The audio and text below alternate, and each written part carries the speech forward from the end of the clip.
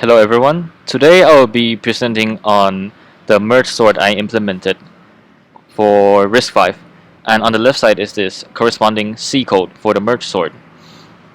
And first of all, I have to show you guys on the sorted array 1, sorted array 2, sorted array 3, and the following memory addresses. So let's go to the address of 1000 1000. Okay, so in this 1000 we have the sorted array 1 in increasing order all the way here to 1 2 3. Yes, it is correct. And so we continue on to the next address 1000 and here we have the sorted 2 array 2, and it seems like it's in, yes, it is in increasing order. And so we go to the last sorted array.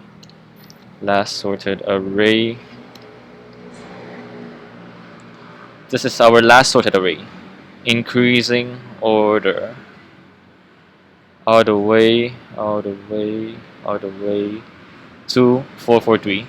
Okay, so it seems like all the sorted array 1, 2, and 3 are in increasing order, which is correct for merge sort.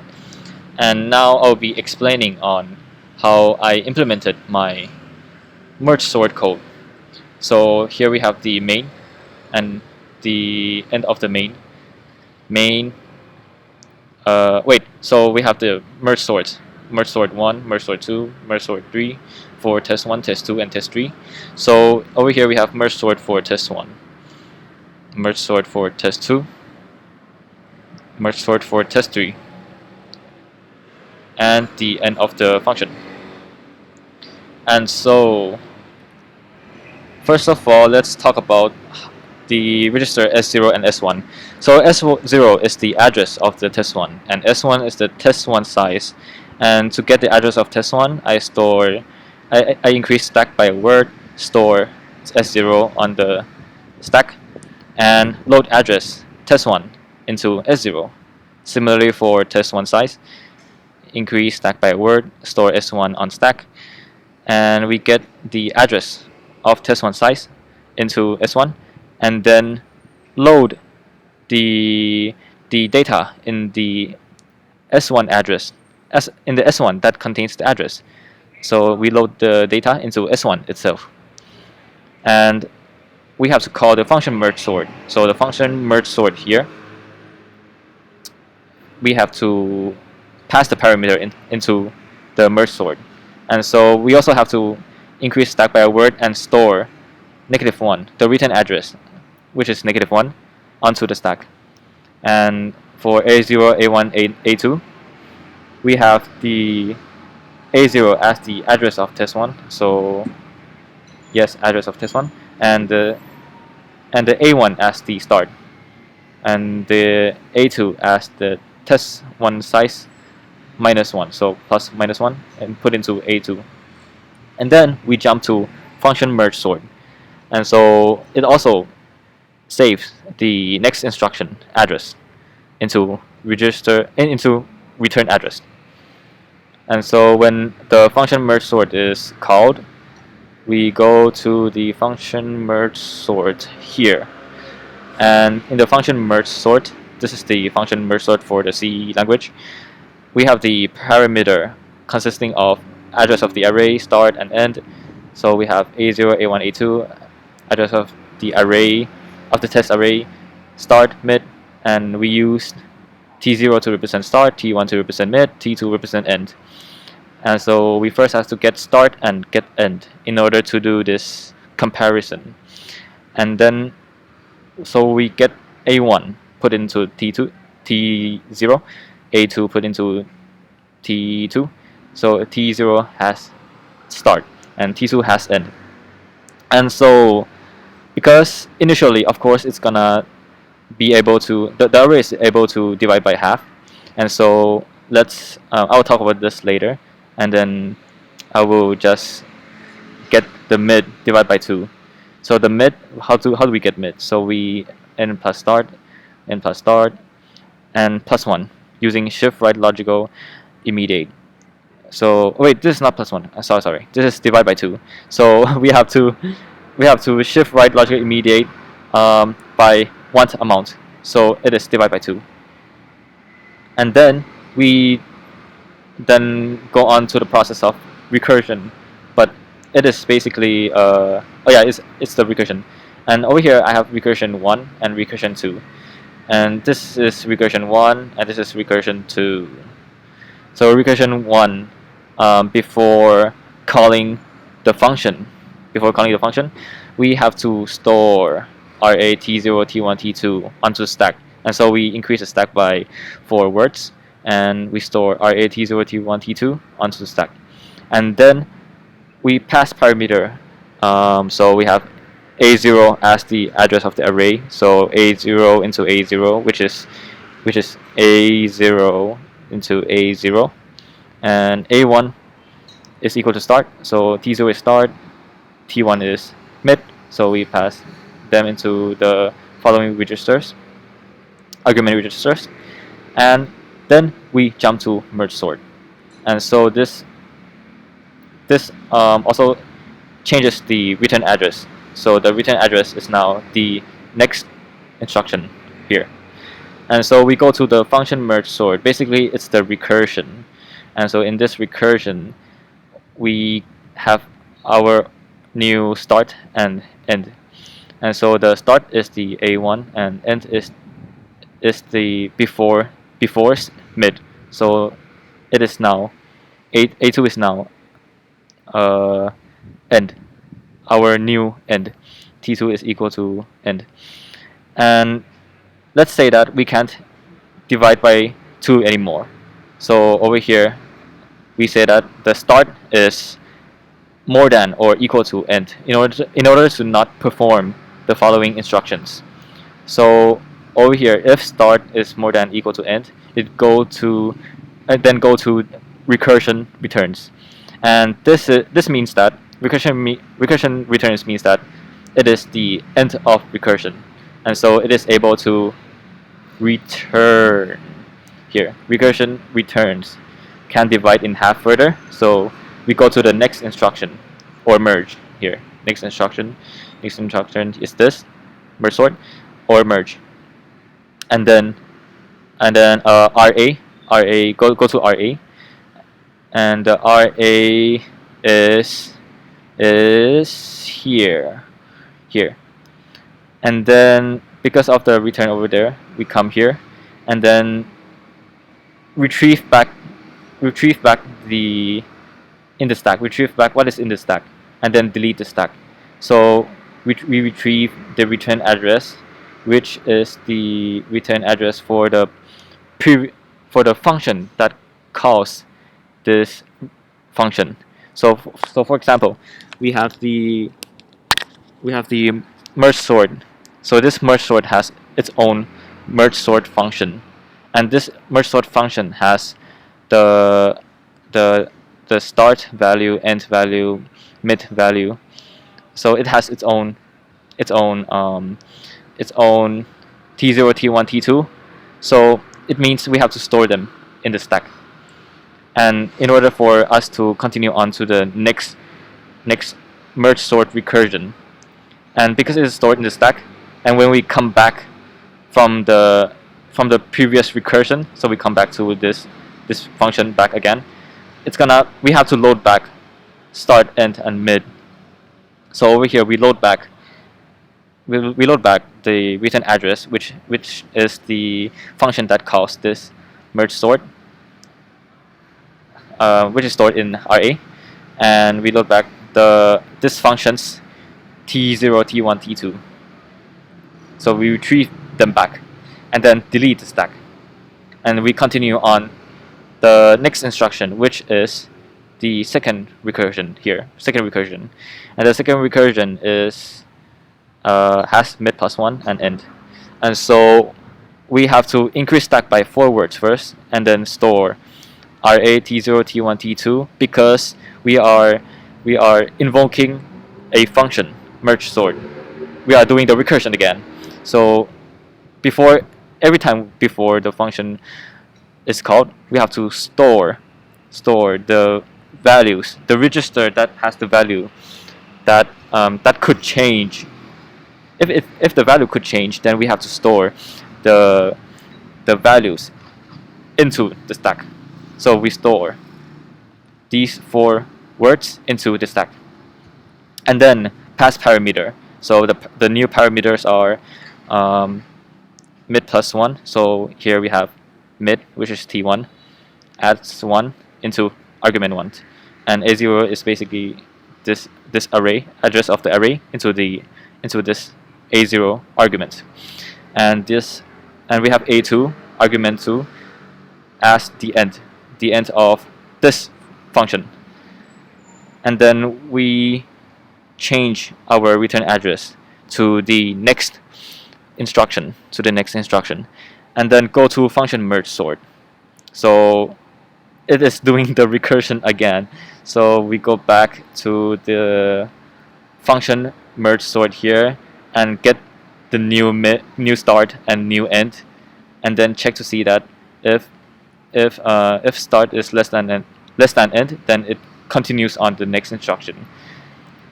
Or if it is not, so if start is not less than end, which in other words start is more than or equal to end, then we have to stop the recursion, and the recursion returns. So let's say that the recursion returns after this merge sort array mid plus 1 end. The array comes back to this place, and so we have to load back the load back the original return address t0, t1, t2 start mid end, which is start mid end of the function. So like over here we have the we drew in the mid plus 1 here, and we drew in end here, and now because it came back, so basically it's gonna perform the next instruction. So it has to remember what the value of this function's start and end and mid is. So we have to retrieve back RA start, mid, and end, and then delete stack, and then proceed on to the next instruction, which is the merge function, which is merge. Here we have call merge. In the function merge, we first have to increase the stack by a word, and then store the return address onto the stack. And the reason that we don't store t0, t1, t2 is because we know that it's already the end of the function. So we can just modify t0, t1, t2 without needing to care that we have to use it again. And so we pass the argument to the parameter. So we pass a0, a1, a2, a3, which is the address of the array. So a0 to a0, a0 to a0, t0 to a1, and t1 to a2, t2 to a3. So now a1 has start, a2 has mid, and a3 has end. So we then go to the function merge and save the return address for the next instruction here. And now we go to the function merge. So the function merge has these 4 arguments, and now I have to create over here. So we create the temp array.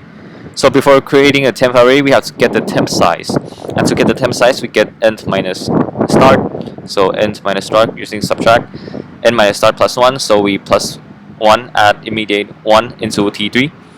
So t3 now has this one, the temp size, and we initialize the loop counter. So I use t4 as a loop counter, and now we have to make the array. So this is the for loop for making the array, and first we have to get the value of the array, the test array, at I plus start index, and I is the loop counter.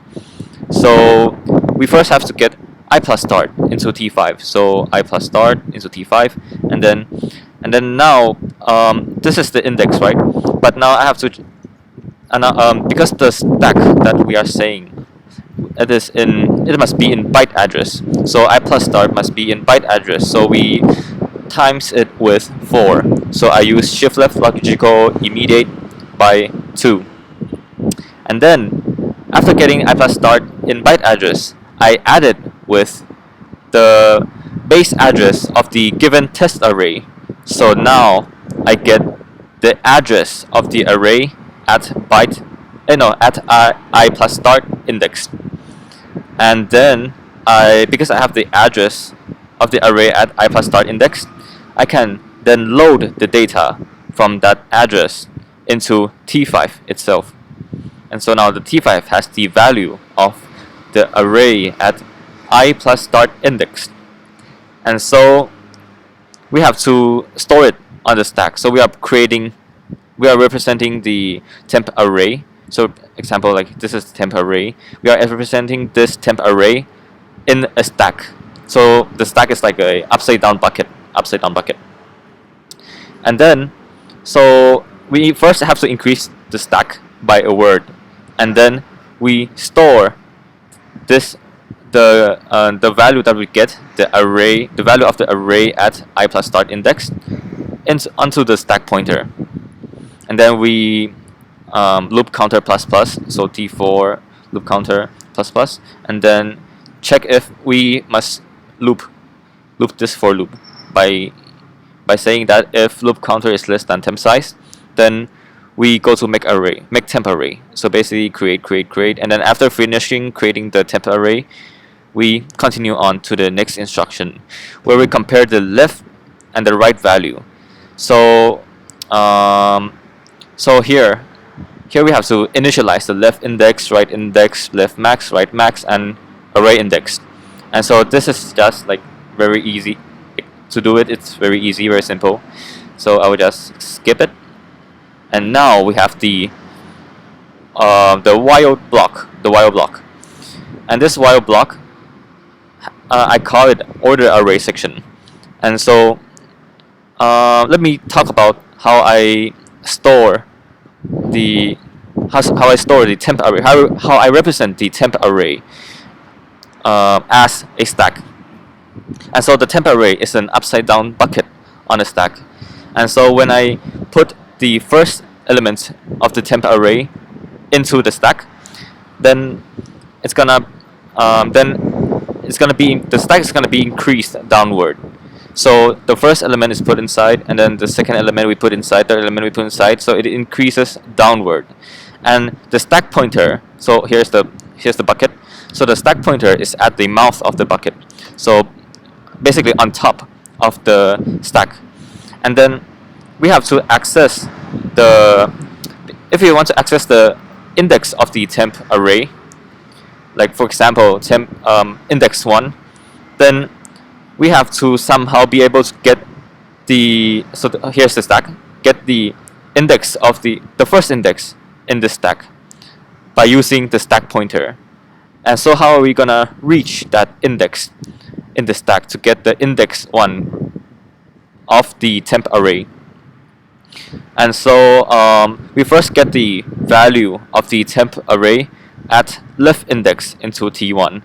And so we use math in order to access the index of the temp array on the stack. So I use the last index, or the maximum index of the temp array, the maximum index. For example, the first index is 0 and the last index is 7. So 7 is the maximum index, so I call it the last index. Minus with the left index, which is the index that we want to access, will be equal to the distance from the stack pointer to the left index. So the stack pointer is on the top of the stack, right? So the distance, also known as the amount of 4 I have to add it into the stack pointer in order to reach the index of the stack. And so I use this last index minus left index, so left index minus left last index minus left index into t1, and then I multiply distance by 4 because distance must be in byte address. So shift left logical immediate by 2 times. So it's multiply 4. And then we then add the distance in byte address with the stack pointer. And so because the stack pointer has an address and we add this distance in byte address, then we get the address of the temp array at the left index.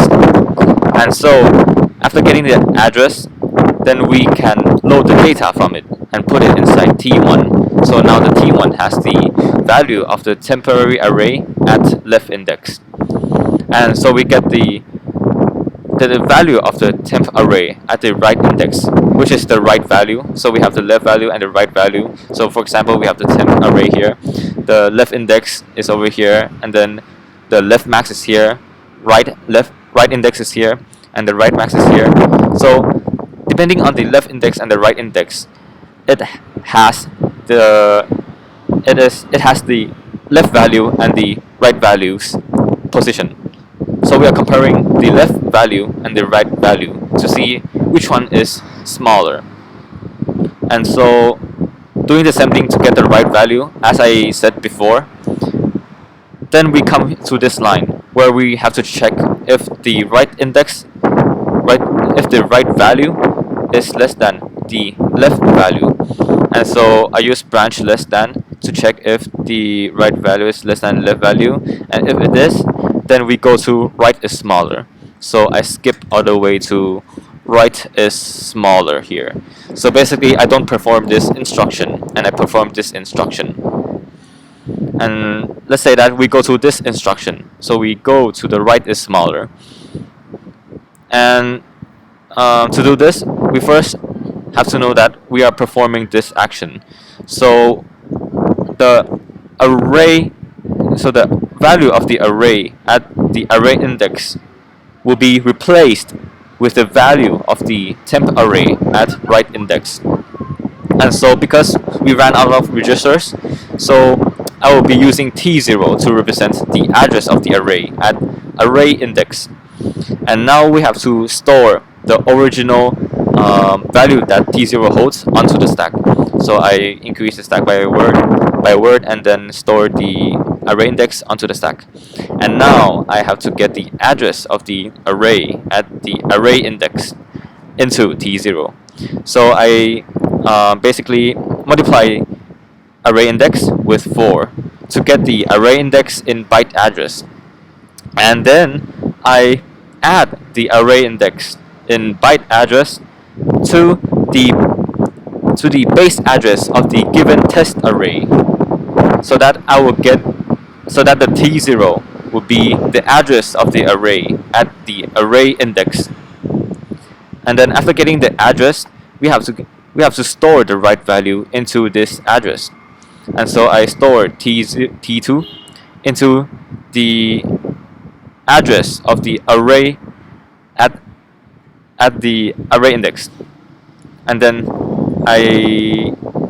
after doing this, storing the right value into the address of the array at array index, then I delete the top of the stack in order to retrieve back T0, the original value, the original representation of the array index. And so after getting it back by loading the array index on the stack pointer, then I delete the top of the stack. And so I increment array index and increment the left index. So increment, and after this, then I have to see that if I should continue on this while block. So over here is check max index reached. So over here, if the left max is less than left index, then we have to end this while loop. So we have to go to the next instruction. And this is basically a similarity here. If right max is less than right index, then we have to go to the next instruction where I just use the branch less than and branch equal to see that if they should loop or not, and if or else it just continues on to the next instruction. And so let's say that we go to the next instruction, and over here, so over here we have to see that if I should skip to this instruction first. So I use the branch less than to compare that if left max is less than left index, then I go to the end of pushing in the left value, pushing in the left value. And so let's say that we go to this instruction, because they are the same, they perform the same thing, except that they push the top one push in the left value and the right one push in the right value, the leftover right value and the leftover left value.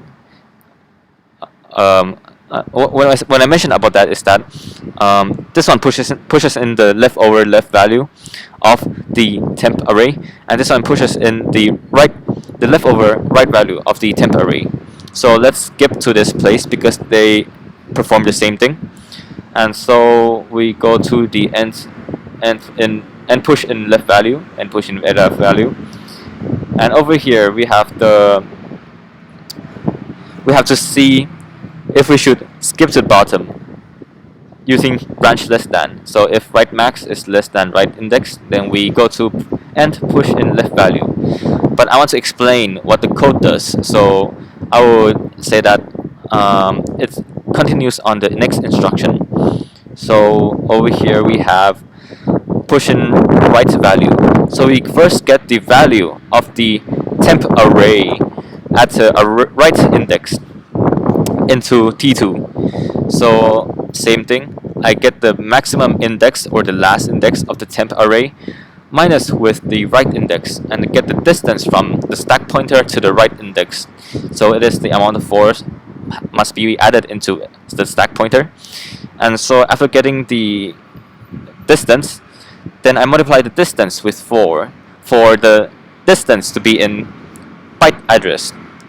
And then after getting the distance into byte address, then I add it with the stack pointer. So the stack pointer added with the distance in byte address is the address of the temp array at the right index. And after getting the address, then I can load the data from the address into the T2 register itself. So now the T2 has the value of the temp array at right index. And so we, after getting the right value, we have to put the right value and replace it with the replace the value at the address of the array at the array index. So we have to get the address of the array at array index into T1. And so similarly, I use T1 to represent the address of the array at array index.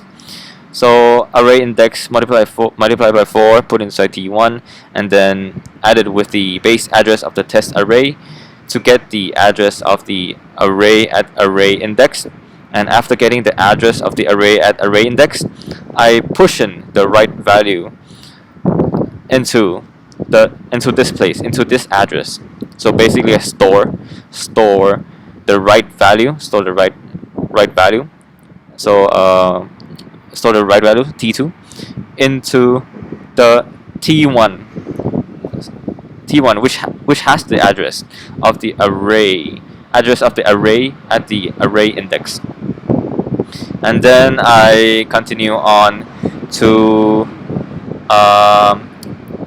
here. So over here says that it increments array index and increments right index. So in array index plus plus, right index plus plus, and then we see that if this while block should loop again. So we check to see if the right index is less than or equal. So less than or equal, and if they are equal, then push in right value. So it loops on until it is not less than or equal. and it continues on. And so when it continues on, I have to delete the temp array. The final process, we have to delete the temp array on the stack, in the stack. And so I just use T3 as the temp size, T4 as the loop counter. So I initialize the loop counter and get the temp size. So get the temp size, I use the write max. So the write max is the last index of the temp array. So write max plus 1, the last index plus 1, is equal to the size, the temp size of the array. So this is the amount of times I have to delete from the stack.